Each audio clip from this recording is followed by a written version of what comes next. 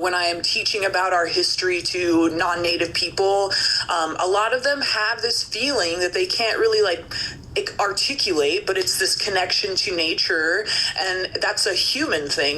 We're just lucky that our culture teaches us that, but that connection to nature is really important. And I think that a lot of humans, particularly in American culture, don't have language for that, don't understand how to describe it. And so this book is really me trying to teach those values through the lens of Indigenous culture, but hopefully to a broader audience of young people who probably feel that connection too, and need to know that they are part of the land as well. It's ultimately, at its core, a story about a young person learning from their family and their community about their connection to the earth, and how they're responsible for caring for the earth, not just that they're connected to it, but there are things that go along with that, like protest.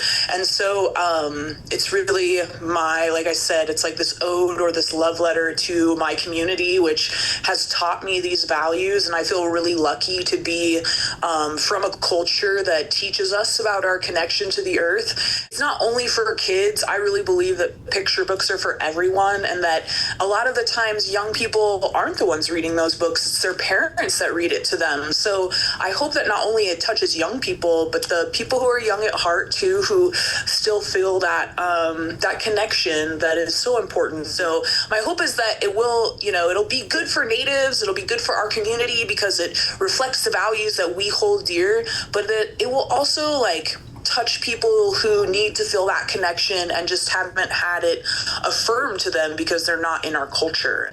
The reason that I'm here, the reason that I am a professional artist who has gotten to do this is because I was able to take advantage of Grand Ron's education scholarship. And I am so